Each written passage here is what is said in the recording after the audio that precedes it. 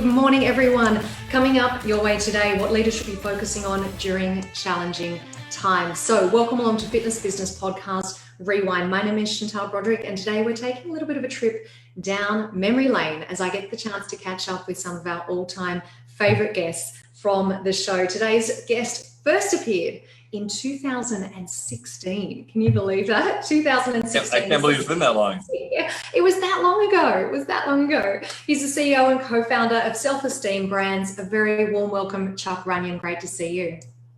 Great to see you too. Nice to be on the show again. Thank you. Yeah, really exciting to catch up, especially after, 2016, that was a while ago, but the last 12 months feels like it's been just about the same length of time, doesn't it? It does. I think in many respects it seems longer. Yeah. Just incredible. So listen, we are going to talk about what leaders should focus on. That's obviously the main sort of focus of our conversation today. But to kick things off, I thought, let's have a chat about current day, where things are at right now. Talk to us a little bit about the US market. What's your view on where the fitness industry is right now in 2021? Yeah, so as we speak, almost a year to the day we started to shut down our networks. I never thought there'd be a time when we would shut down over 4,000 clubs in 40 countries. And we've been through that. And today we're outside the US, we're about 85% open. So mostly Europe is still closed. And inside the US, we're about 95% open. Now, there are still restrictions with social distancing and capacity and masks. And so, as you know, this shut down in a very hyper-local way. This is also opening up in a very hyper-local way. So everywhere around the world has a different set of local guidelines and restrictions. So we are working very closely with our franchise owners to make sure we provide a safe and responsible environment for our members. And, I am every day now, it's like a mixture of emotions. And first of all, I'm a hardwired optimist. So I'm an optimist every day. I'm grateful. Yet I'm also a bit frustrated and sad. We are a collection of small business owners around the world. This is such a tough environment for our small business franchisees. And I'm frustrated because, look, this is a platform for health experts and policymakers around the world to talk about health, not just talk about avoiding a virus, right? And, they're talking so much about COVID. We've got to keep the narrative going. We've got to talk in our communities, in our states, in our countries, and at the very top, we've got to talk about health. And, on the other side of this, we need to take advantage of the opportunity to drive, meaningful change and also succeed as an industry in a way we haven't succeeded before. And that's what creates some optimism for me. I really think the next decade can be massively important and successful for all of us. Yeah, you know what, Chuck? It's funny because it was, I want to say, March of 2020. When things were just starting out, and we actually had a panel on the Fitness Business Podcast. It was a Facebook Live just like this. And I remember at the time really clearly the panel discussing, I think it was Casey Conrad that brought it up, discussing the fact that this really highlights that the importance of a focus around healthy living, healthy lifestyles, regular exercise. And it has just escalated from that over the last 12 months. I couldn't agree more. So where is that dialogue at in the US at the moment?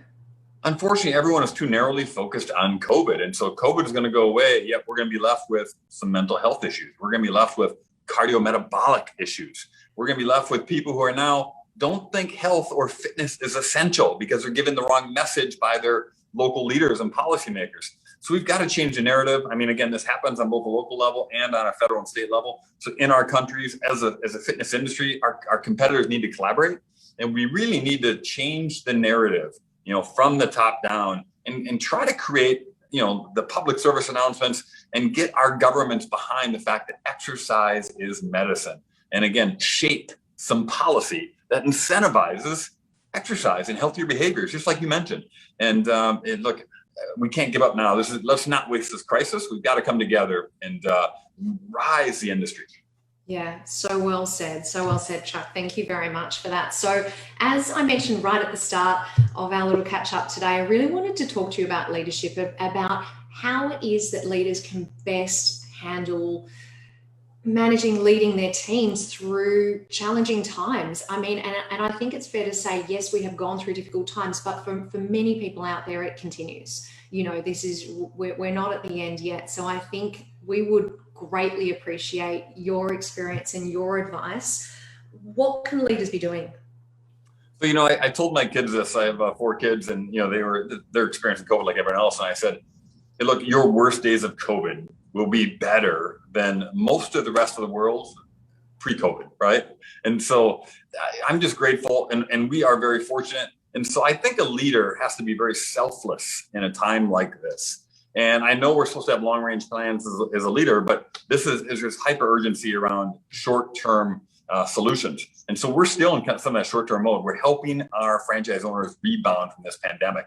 And we're still negotiating with property owners. We're still making sure that they're getting the stimulus plans on a state or federal level. We're still talking about how to communicate with members and how to reopen safely and the marketing to put in place. So unfortunately, we're still short-term. And in addition to operating support, we're also providing emotional support. It's grueling because not only do you own a business, but remember, you're going home and you have a life of maybe kids going through remote schooling. You've got aging parents. You've got all those same life problems everyone else does, but you've also got a business that's closed. And so we provide operational and emotional support to our owners. And so if we worry about our members and our owners, and then we worry about our team, that's the hierarchy David and I think about as leaders is serve others first, make sure they're taken care of, be calm, make sure that people have what they need to get through this very trying time. Yeah, absolutely. Are there any, I guess, specific rituals or practices that you would do? You can maybe, from your perspective, that you would do during this time that then other leaders can learn from? On a personal level, I did not miss working out. I mean, I didn't miss my workouts. I had to continue that. And so even though I'm in Minnesota and this is happening, I would get outside, right? There was no excuse. So, our brands were providing incredible digital content. And so I was doing that at home, just like our members were. I was trying to find some times to be social on Zoom, but it really boiled down to communication. We tried to overly communicate to all of our stakeholders, be very responsive to what their needs were. And it was just around the clock with our team. And Chantel, I tell you what, I've been managing teams for 30 years. I've never been more proud of a team than how our headquarters team responded during this pandemic. We had to make some really tough decisions. It really showed the value of hiring really smart people with great principles, because when you have to move that fast, it's decentralized management. I mean, they're making decisions on the fly, and they don't have my input. They're just making it based on their judgment.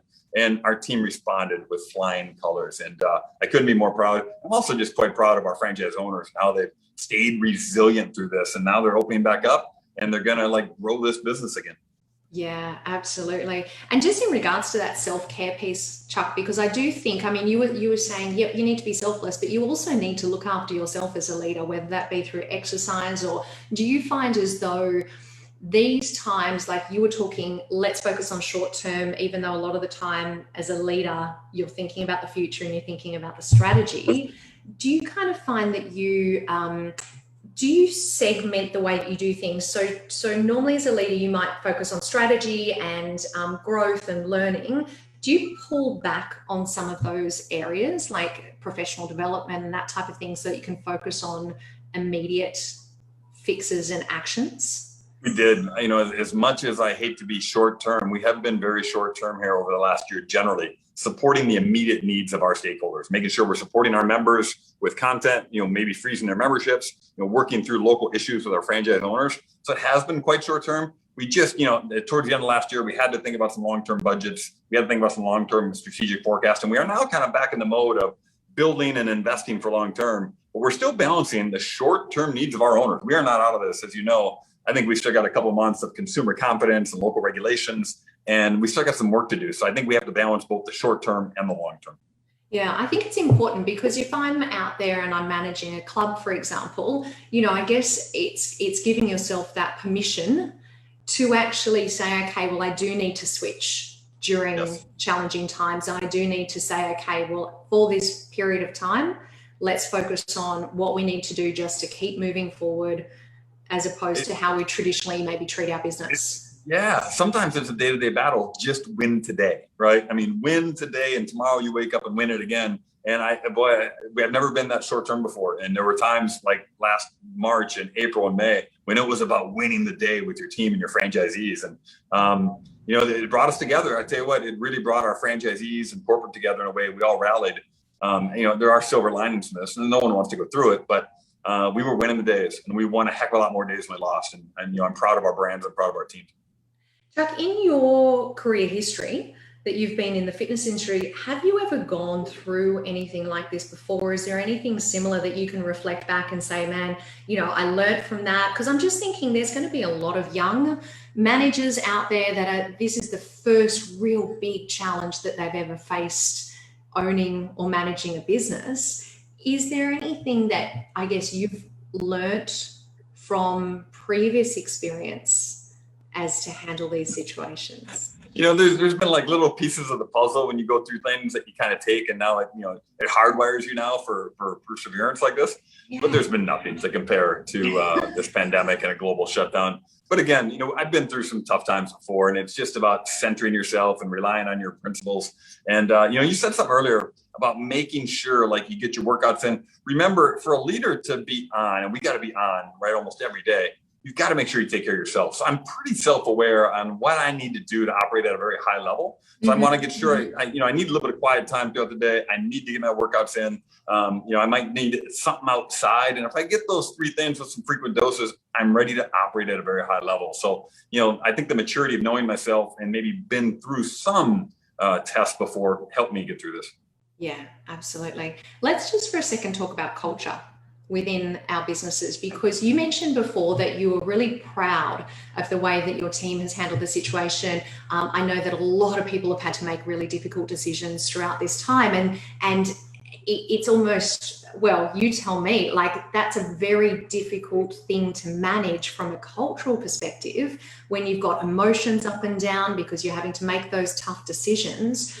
What advice can you share with us on how a leader can actually manage that culture within their business when you are going through having some tough conversations and making some difficult decisions?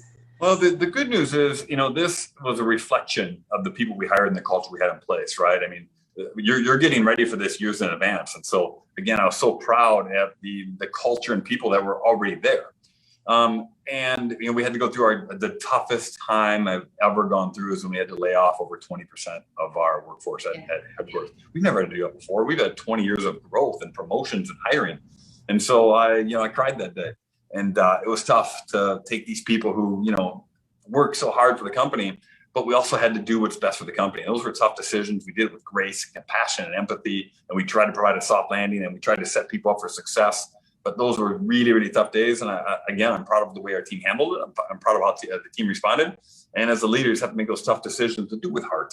Do it with as much compassion and empathy as you can. Yeah, great advice. Great advice. So what I wanted to do, Chuck, I'm gonna check Facebook in a minute just in case I've got any questions waiting there from any of our viewers at the moment. But I thought, given the topic that we've spoken about today, given everything that we've gone through today, that a really good FitBizspiration, and I don't know as a matter of fact, we didn't have FitBizspiration back in 2016. So that's our new little, wrap for our interviews. And what I was hoping you could share with us today is just one piece of advice that you would give all of the leaders, all of the owners and managers out there for moving forward in 2021. And as you do that, I'm going to check my Facebook and just see if there's any questions that have come in. So what advice would you leave them with? It's really simple. Now is the time to invest. So we went through the Great Recession here in 2008, 2009. And while other industries were struggling, we doubled down. We did some massive investments on obtaining the great real estate with our vendors, with our lenders, and we catapulted in massive growth there in those few years following the Great Recession. And so we are looking at this at the same opportunity. I think there's market share opportunity. I think there's real estate opportunity. We are investing to get this brand to a new spot. So we're going to transform the brand. Our digital omni-channel approach now has been accelerated. We were already going through that anyways. Now we're telling owners we will not go back to being the same brand, right? So let's make sure we're engaging with our members differently, even better than it was pre-COVID. Let's invest our way out of this. And if you don't have as much liquidity, if there's like a small business here who's like, Chuck, I don't have the money to do it. Like invest in yourself, invest in your team. I mean, your team has been off a long time too. And so they need some training, right? This is like a onboarding again for them. Or maybe it's the time to hire new people to build your team. And so it's investing your time, your energy, or your money into growth. Believe it or not, savvy investors know this is a growth opportunity. Yeah, amazing advice. Thank you so much. And it's funny when you were just talking about sort of that hybrid and everything, because I mentioned to you right before we started recording this morning, I have been training at my local Anytime Fitness probably for about 12 months now. And there's been a huge kind of, the trainers have been super embracing having, obviously continuing their PT in club, but also getting people involved online outside of their session times. Just the community that has come about off the back of this has been incredible. It's been, from a member perspective, it's been a really great thing to be a part of. Look, there's never been a better time to be a personal trainer, especially on the other side of COVID. Digital, in club, and I think you combine those both, you can make a better living than ever before. You can change more lives than ever before. And so I'd say, look, Peloton, digital competitors, bring it on, man. We got a world to get healthy. So the more, the better. You know, I love it. Look, I'm enthused for the years ahead. I really am. It's not going to be easy, but I think there's a huge growth opportunity for all of us in this industry. Amazing. Love your energy, Chuck. It was so great catching up. And I'm going to, because as I went to go and check my Facebook right then, as you were doing your answer, it started making noise, and I thought, I don't want to make noise over the top of your answer. So let's go in and just have a quick look and say a quick shout out to everyone. Well, of course, JT is watching. Thank you, JT. It's great to see you there. I saw that Shannon was watching before. Who else have we got in there?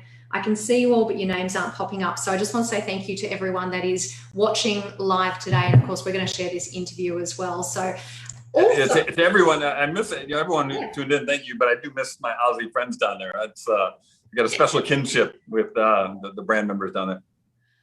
Yeah, well, I reckon there's probably a lot of Aussies that were wishing that that those international flights were open so that we could head over to the US and visit you guys and vice versa. But hopefully we'll get there at some stage soon. Definitely. Chuck, such a pleasure catching up with you. Thank you so much. And I just want to remind everyone, because just in case you did want to go back to that November 2016 show, make sure you go and check it out. We were actually talking about how to build world-class culture in your club. So if anyone wants to check that out, just put 2016 in the comments below. That was back in our second year of the show, Chuck. So you were episode 77. Wow. People, purpose, profits, play, the 4 Ps. That's exactly right. Exactly right. That's what people will hear if they tune into the episodes. Yeah. So listen, thank you so much. And I just want to give everyone a quick reminder today. If you enjoyed today's program, which I'm sure that you did, please make sure that you share it with friends, pass it on to your colleagues. I'm going to put a recording of it up in Fitness Business Podcast. We will share it all over the place, and make sure you join me next month, because next month I am going to be coming to you live with the Senior Vice President, Instructor Programming with Zumba Fitness, Darren Jacobson. So Chuck Runyon, thank you once again. Absolute pleasure to catch up with you. And thank you for sharing your advice with us today. And thank you. Stay healthy.